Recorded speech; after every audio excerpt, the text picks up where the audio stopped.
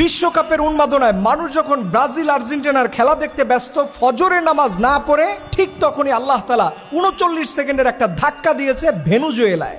7.2 মাত্রার ভূমিকম্প হয়েছে সেখানে আশঙ্কা করা হচ্ছে 10,000 থেকে 1 লক্ষ পরিমাণে মানুষের প্রাণহানি হতে পারে। আপনি একবার চিন্তা করুন, এই ভূমিকম্পটা যদি বাংলাদেশে হতো তাহলে যারা ব্রাজিল আর্জেন্টিনার খেলা দেখে ফজরের নামাজ না পড়ে চিৎকার দিয়েছেন, এই চিৎকারটাই হতো আপনার জীবনের শেষ চিৎকার। বাংলাদেশের সয়েল লিকুইফেকশন সম্পর্কে আপনার কি কোনো ধারণা আছে? এই যে ভেনেজুয়েলার যে অঞ্চলে এত মাত্রার ভূমিকম্পটা হয়েছে, এর চাইতে বাংলাদেশের সয়েল লিকুইফেকশন বলছে ভেনেজুয়েলার অনেক অংশের মাটির তুলনায় বাংলাদেশের বেশিরভাগ জায়গার মাটি নরম এবং পলি মাটি দ্বারা। আরো হৃদয় বিদারক একটা ঘটনা কি জানেন? আমাদের বাংলাদেশ যে প্লেটগুলোর উপরে দাঁড়িয়ে আছে, Indian plate, Eurasian plate, Burmese plate, এই প্লেটগুলো ভয়াবহভাবে বিপর্যয়ের মুখে পড়ে আছে। এটা আপনাকে কে বুঝাবে? আল্লাহ তাআলা এর জন্য বলছেন ইদা জুলজিলাতিল আরদু জিলজালাহা, মানুষ এটা প্রকম্পিত হবে। আজকে দেখেন যেই ভেনেজুয়েলার কথা আমরা বলছি, ঠিক ওই ভেনেজুয়েলার তো অনেক লোকজন বসে বসে মেসি রোনালদোর খেলা দেখছিল।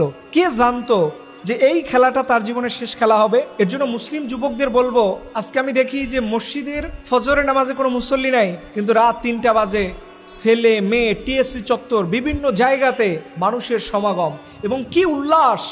এমন উল্লাস দেয়, মুয়াজ্জিন ফজর আজান দেয়, সে আজানের চাইতে আমার দেশের মুসলিম তরুণদের খেলার উন্মাদনার আওয়াজ বেশি।